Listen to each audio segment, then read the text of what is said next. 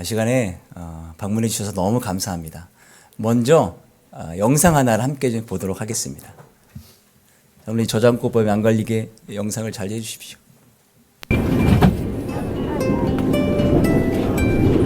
평소와 같은 일상의 지하철. 한 남자가 빵 터집니다.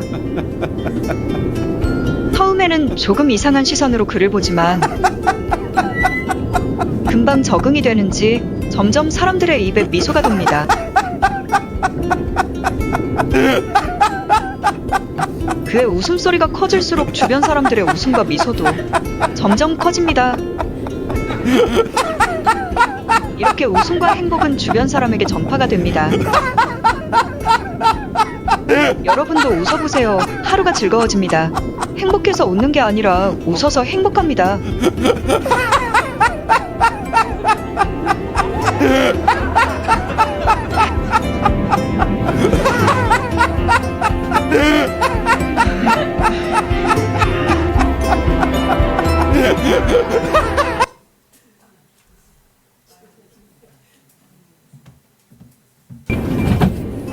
조금 웃으셨어요? 이렇게 늘 웃을 수만 있다면 얼마나 좋을까?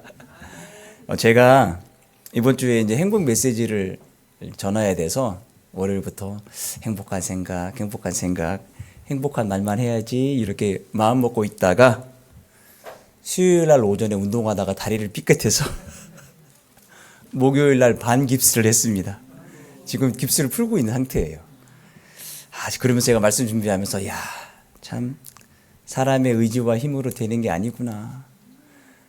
주변의 상황과 환경을 완벽하게 통제해서 행복을 얻을 것 같으면 못할 게 없을 것 같은데 불가능한 거예요. PPT 하나 볼까요? 이게 뭐냐면 우리나라 2026년도 행복 지수랍니다.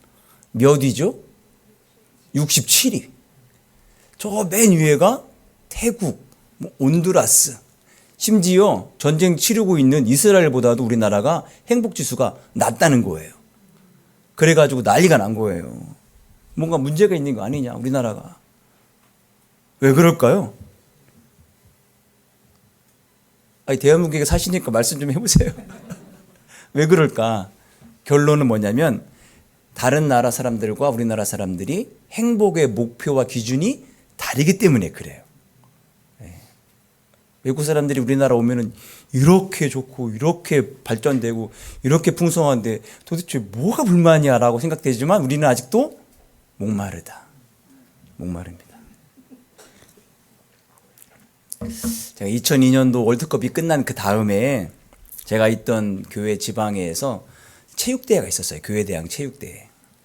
당시 지방회의 두 번째 크기였던 저희 논산교회는 전통적으로 체육대회에 별로 관심이 없습니다.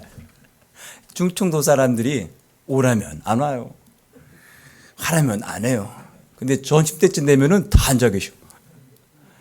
그래가지고 이제 열심히 해서 시간이 끝났는데, 저희가 3등을 한 거예요.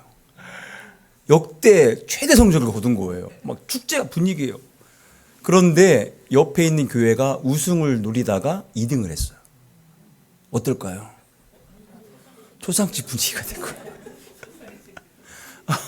그 교회는 교회 사이즈가 한 100명에서 200명 되면 전 교인이 총동원 합니다.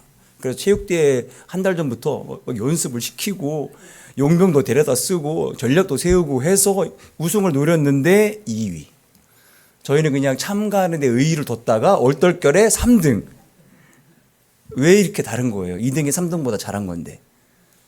기준이 달라서 그랬던 거예요, 기준이. 1등을 하려다가 2등을 하니 상실감이 너무 크고 될 대로 되라 했는데 3등을 하니 너무 좋은 거예요. 제 기억으로는 그 이후로 논산교회는 다시는 순위에 오르지 못했습니다. 이때만 얼떨결에 사람은 누구나 행복을 추구합니다. 맞습니까? 맞는 것 같아요. 각자가 처한 환경이라든지 행복의 정의가 다르기 때문에 행복에 도달하는 여정의 차이는 있을지 모르겠지만 나와 내 주변 사람들이 함께 행복하기를 추구하며 살아갑니다. 예전부터 그랬어요. 대표적인 사람이 이제 아리스토텔레스라고 합니다. 그러면 행복이 목표가 아닌 사람도 있을까요? 있을 수 있어요. 행복이 목표가 아니라 나와 내 주변의 사람들을 불행하게 만드는 게 내 목표인 사람도 있는 거예요. 그럼 매사에 어떻게 행동할까요? 그렇죠? 나쁘게 행동해야겠죠? 나쁘게 행동하고 악하게 행동을 해서 나도 불행하고 주변의 사람들도 불행을 하게 했는데 결국은 내 목표를 이뤘어요. 목표를 이룬 게 뭐예요? 행복한 거네. 뭔가 역설적이 되는 거예요. 남의 불행을 위해 살아도 그 불행이 이루어져도 내 목표가 이루어졌으니 내게 만족이 되는 거예요. 이런 차원에서 사람들은 어떤 형태로든지 행복을 추구하며 살아갈 수밖에 없다. 이게 어려운 이야기인데 다들 이해하시네요. 수준이 높으셔요. 제가 그래서 더 수준 높은 이야기를 좀 해볼게요. 우리는 뭐가 착각했냐면 행복과 행복의 요소를 혼동해요. 그러니까 행복이 본질이라면 행복의 요소는 그림자 같은 건데 엉뚱한 것 때문에 진짜 행복하다라고 착각하고 있는 경우도 많다라는 거예요. 대표적인 것이 쾌락입니다. 쾌락. 요즘에 나온 신조어 중에 도파민이라는 신조어가 있어요. 도파민이 우리 쾌락을 머리에 전달하는 뇌에 전달하는 신경 전달 물질인 도파민과 모은다 수집한다라는 파밍이 합해진 도파민. 매사 자극적인 것 이런 것들을 따라가고 추구하는 거예요. 어떤 일이 벌어질까요? 나중에 더 강한 자극, 더 강한 것 그러다가 중독이 일어나는 거예요. 명예와 권력 역시 쾌락을 추구하는 것처럼 진짜 행복이 아니라 행복의 요소예요. 요소. 명예는 인정받는 욕구고요. 그리고 권력은 타인을 조종하고자 하는 욕구나 그런 위치. 가장 꼭대기에서야 내가 행복해진다라고 믿는 거예요. 이게 그런 자리에 안 있어 봐서 우리는 잘 모를 것 같지만 굉장히 위험한 겁니다. 뭐냐면 행복이 내가 주체가 되는 게 아니라 내가 다스리고 내가 조종하는 사람들의 모습을 통해 내가 행복해지는 거예요. 행복의 객체가 되는 거예요. 굉장히 불행한 겁니다, 이게. 여러분 행복한 고구마 이야기를 들어보셨어요? 안 들어보셨죠? 어느 날 인삼밭에 행복한 인삼이 있었습니다. 어제도 행복하고 오늘도 행복하고 내일도 행복할 거야. 늘 행복하게 살았는데 어느 날 수근거리는 거예요. 수근수근 소리가 들리는 거예요. 그래서 물어봤어요. 무슨 일이에요? 했더니 마지못해 얘기합니다. 사실은 너 인삼 아니고 고구마야. 따라라. 그래? 그럼 난 행복한 고구마네? 오늘도 행복한 고구마, 내일도 행복한 고구마, 내일 모레도 행복한 고구마로 살았다는 거예요. 이게 무슨 얘기지? 내가 무엇이 되어야 행복한 게 아니라 내 자체로 행복한 거예요. 내 자체로. 이런 메시지를 전하고자 하는 짧은 이야기입니다. 우리는 이렇게 돼야 돼. 이렇게 해야 돼. 이렇게 가야 돼. 그래 행복해진다라고 얘기하지만 너는 그 자체로 행복한 거야. 이 얘기입니다. 명예와 추구를 요구하는 것. 우리가 교회는 겸손과 낮아짐이 주를 이루기 때문에 우리가 좀 무관하겠다 생각되어지지만 사실은 교회도 명예와 권력 추구에 자유로울 수가 없습니다. 섬기는 직분인데 어느 순간 이 직분이 계열이 됩니다. 계급이 돼요. 자유로울 수 없어요. 또 하나 재산, 부를 추구하는 것. 이것 역시 행복의 요소이긴 하지만 진짜 행복이 아닙니다. 현대사회는 부자가 되면 내가 많은 걸 갖고 있으면 모든 것을 할 수 있으리라는 착각에 빠져 있어요. 돈, 기독교도 마찬가지입니다. 부와 재산이 증식되어지면 난 하나님께 축복받았어. 이렇게 생각을 하기 때문에 그렇습니다.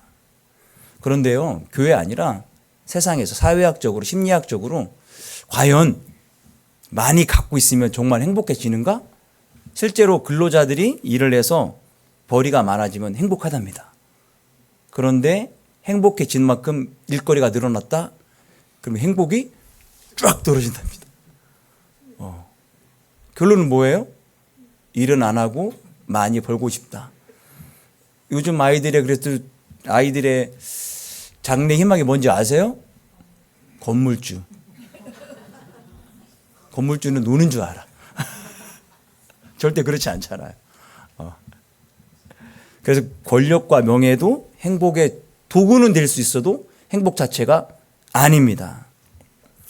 사도 바울이 얘기하는, 그러니까 주님 안에서 빈부에 처할 수 있어도 모든 것이 가능하다, 만족스럽다, 이 얘기가 기독교 내에서 부를 추구하면 있을 수가 없는 거예요. 그래서 예전의 철학자들은 좋은 정신을 갖고 있어야 된다, 즉 자족감을 갖고 있어야 된다, 이렇게 얘기했답니다.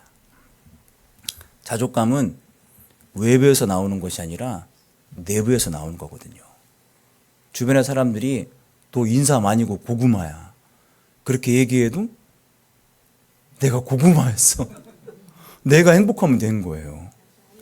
근데 이렇게 좋은 정신으로 행복을 추구하는 시대가 갈수록 사라져가는 거예요. 우리 이제 MZ세대들에게 미안한데, 우리 부모님들 같은 경우 MZ세대를 보면서 어떤 마음이 듭니까? 야, 행복한 시절에 태어났구나. 그렇죠? 부족함이 없잖아요. 태어나 보니 선진국이에요. 근데 뭐가 부족하다는 거야? 라고 얘기할 수 있겠지만 요즘 세대들은 행복에 더 멀어져 보입니다. 왜 그럴까? 왜 그럴까? 이 행복을 타인이 규정하는 사회 속에서 살아서 그렇습니다. 진짜 행복은 흔들림이 없이 편안한 침대가 아니라 흔들림이 없는 신념 안에서 만들어져요. 내가 이게 행복인 줄 알았는데 그 신념이 순식간에 흔들립니다. 요즘 그런 시대가 살고 있잖아요. 뭐 약속을 손바닥 뒤엎듯이 막 뒤집는 시대 아니겠습니까? 진짜 행복은 우리에게 이 선함을 흔들림 없이 주시는 하나님 안에서 완성이 됩니다. 아닌 것 같다. 교회니까 당연히 그런 얘기 하겠다. 2002년 5월달 네이처 인간 행동이라는 그런 논문집에 분당 서울대 병원에서 논문을 게재합니다. 이 논문이에요. 표지예요. 여기 어떤 일이 있었냐면은 평소에 우리가 느끼는 행복도가 고유하다는 거예요. 즉 유전적이라는 거예요. 이 얘기는 뭐냐면 대한민국 사람들이 느끼는 행복감과 다른 민족들이 갖고 있는 행복감이 다른 거예요. 그러니까 행복을 기준할 수가 없는 거예요. 그러면 우리가 갖고 있는 이 행복을 어떻게 알아갈 수 있는가? 행복은 태도에서 비롯됩니다. 어떤 태도냐? 신뢰와 믿음. 태도에서. 그럼 성경적으로 한번 해석을 해볼게요. 시편 1편 말씀입니다. 함께 읽어볼까요? 복 있는 사람은 악인들의 꾀를 따르지 아니하며 죄인들의 길에 서지 아니하며 오만한 자들의 자리에 앉지 아니하고 오직 여호와의 율법을 즐거워하여 그 율법을 주야로 묵상하는도다. 말씀에 의하면 우리 만드신 분의 계획과 내가 살아가는 방식이 일치되었을 때 진짜 행복을 누릴 수 있다는 거예요. 그러니까 우리가 주변에 둘러싸고 있는 내 상황 환경들이 잘 만들어지기 때문에 행복이 되는 것이 아니라 하나님의 계획 아래 머물러 있을 때 행복하다는 거예요. 현대사회는 뭘 행복이라고 얘기합니까? 성취, 성공, 쾌락, 자기 실현. 그런데 성경에 말하는 행복은 달라요. 세상적 행복과 성경에 말하는 행복 차이를 좀 얘기해 볼까요? 세상에 말하는 행복은 아까 말씀드렸죠. 원하는 것을 얻을 때, 고통이 없을 때, 상대적으로 경제적으로 안정되어 있을 때, 인간관계가 좋을 때, 그 외적인 조건이 만족이 됐을 때 내가 행복한 거예요. 제가 월, 화요일까지 그렇게 행복하려고 행복한 생각, 행복한 말, 컨디션이 너무 좋아서 오전에 테니스 치러 갔다가 삐끗했어요.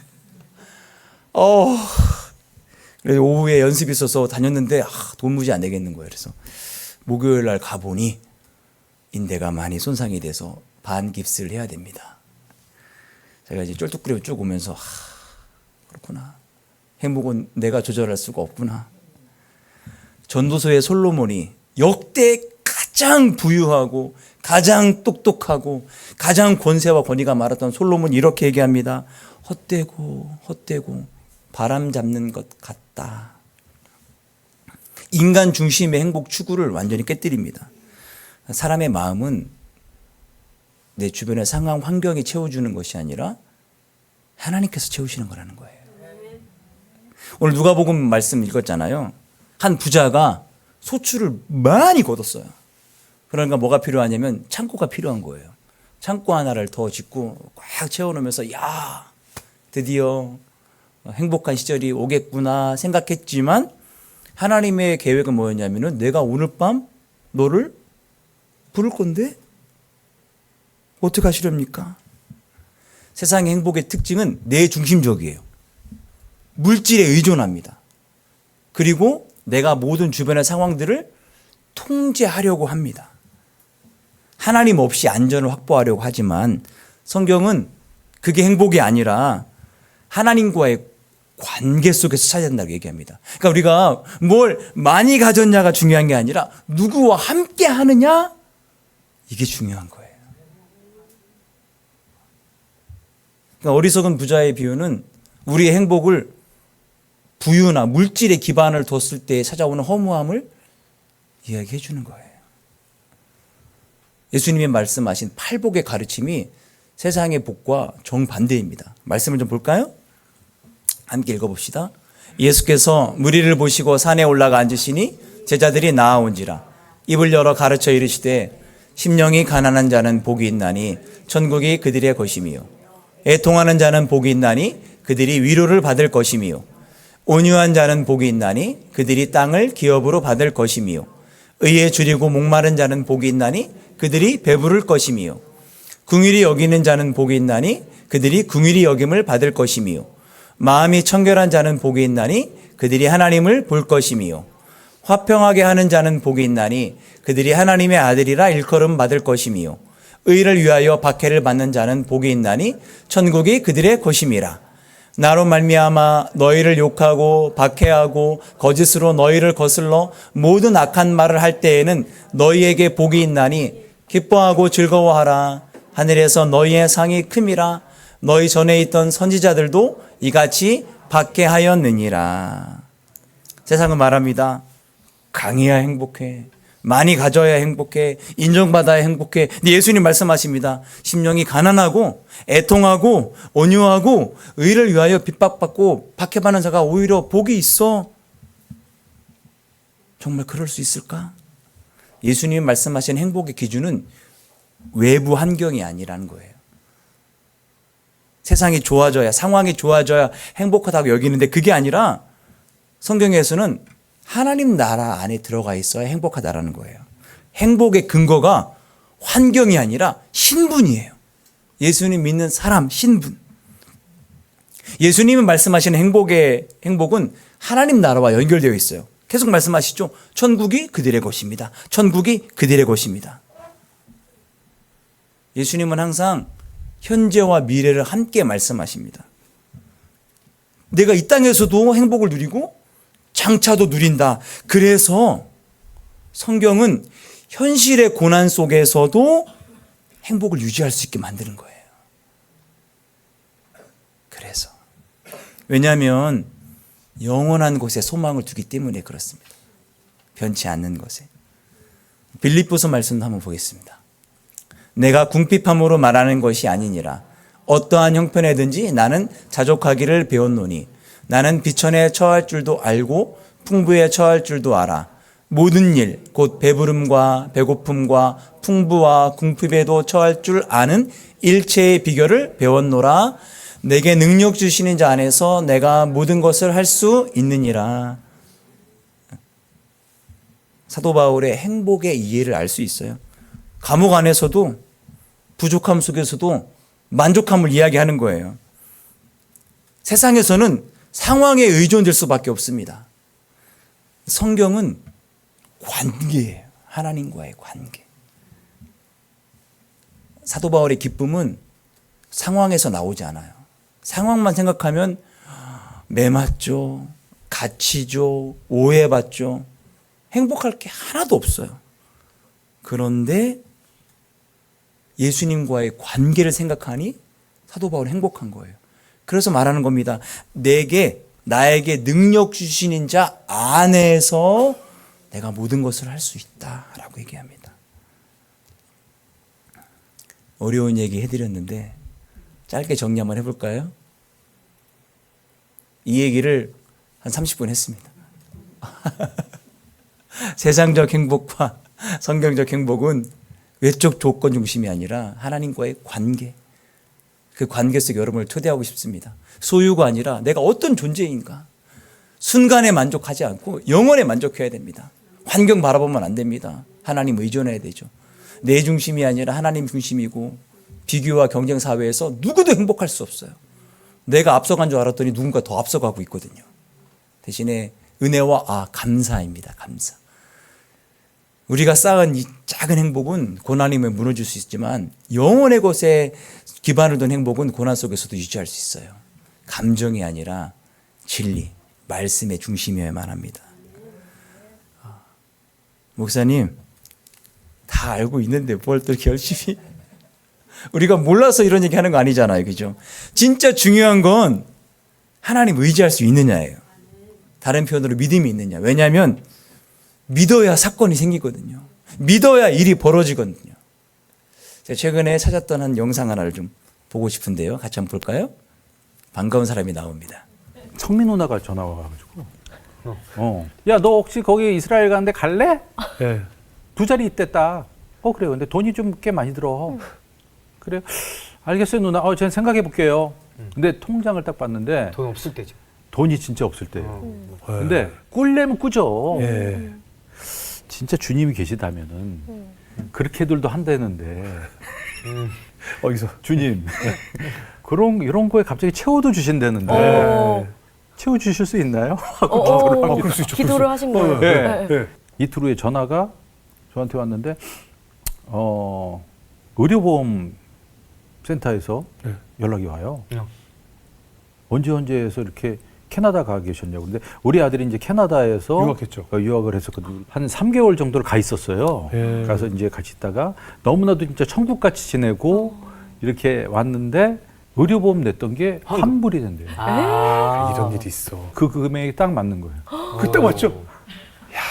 그래서 이런 얘기는 제가 하면은 어디에선 잘 안 해요. 아니, 왜냐면 난 알아요. 우리가 너무나도 기복신앙으로 가고 제가 뭐 아까 이럴까봐. 녹화 들어오기 전에도 비슷한 얘기 했죠? 맞아요. 주님 굉장히 유머러스 하시네요. 맞아요. 유머러스예요. 굉장히 크시네요. 맞아요. 제가 네.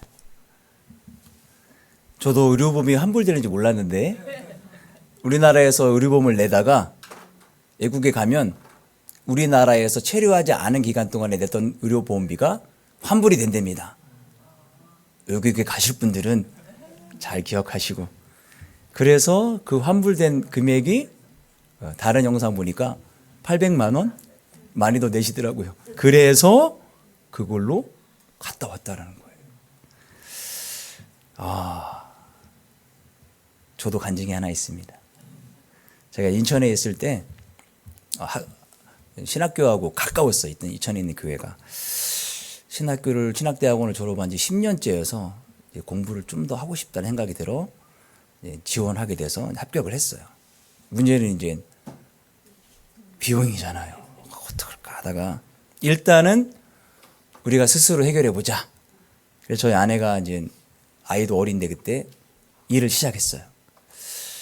그런데 그 일이 약간 지금은 그렇지 않은데 편법이에요. 저희 아내는 유치원 교사인데 정규 교사로 등록을 해서 짧게 일을 합니다. 아니에요? 아무튼 그래서 우리가 이건 아니다. 하나님께 떳떳하지 못하다 해서 안 했어요. 그러면 당장 수업료 낼 게 없잖아요. 근데 제가 그때 뭔가 일이 생겨가지고 저도 보험료를 돌려받았어요. 그 보험료가 제가 20몇 살 때부터 저희 작은 어머님께서 SK 화재를 하시면서 제 이름으로 하나 들어주신 거예요. 한 몇 년 붓고 나머진 제가 부어서 이미 만료 끝났어요. 되게 적게 보여요. 1년에 한 달에 한 3만 얼마인가 해서 딱 끝나서 80세까지 보장이 되는 건데 그게 제가 갔던 거 또 약간 뭐가 다쳐가지고 병원에 입원해서 했는데 10가지 보험 하는 거에 되는 거예요. 그래? 보험 약관도 한 장짜리예요. 보험이 되게 약한 거니까. 저희 아내는 막 책이던데. 그래가지고 그거 해보니 한 학기 등록금과 그 다음 학기 절반 그냥 뚝 떨어졌어요. 뚝. 이게 된다고. 그렇게 된 이유가 있어요.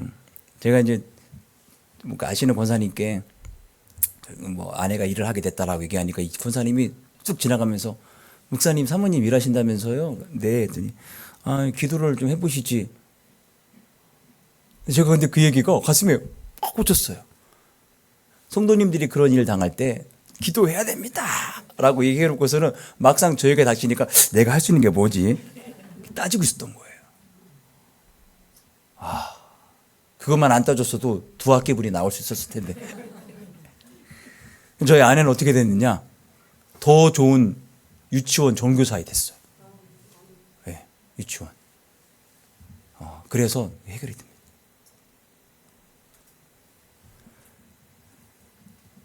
무슨 일이냐? 믿어야 일이 벌어진다라는 거예요. 맡겨야 좀 맡아주지. 맡기지도 않으면서 맡아줄 수 있어요라고 하면 네가 나한테 맡기지도 않았잖아. 세상은 행복을 소유해서 찾으려고 하지만 성경은 하나님과의 관계 안에서 참된 행복을 발견하라 말씀하십니다. 환경이 좋아 행복한 것이 아니라 하나님 믿으니까 하나님과 함께하니까 복된 삶을 살아갈 수 있는 거예요. 세상은 순간의 만족을 주지만 하나님은 영원의 만족을 주십니다. 참된 행복은 더 많이 가지는 것이 아니라 하나님 안에 거하는 삶입니다. 그럼 더 많이 가지면 안 되나요? 돼요. 어떻게 쓰느냐가 중요한 거예요. 어떻게 쓰느냐가. 제가 이 시간에 하나님 안에 참된 행복을 얻는 방법을, 구원 얻는 방법을 여러분에게 제시하고 싶습니다. 이미 구원을 얻으신 분들도 눈 감고 제 기도를 한번 따라해 주시기를 부탁드립니다. 다 함께 눈 감고 함께 기도하겠습니다. 사랑의 하나님, 저는 죄인입니다. 이 시간 예수님을 나의 구원자와 주님으로 마음에 모십니다. 지금 내 마음에 들어와 주십시오. 예수님은 나의 모든 죄를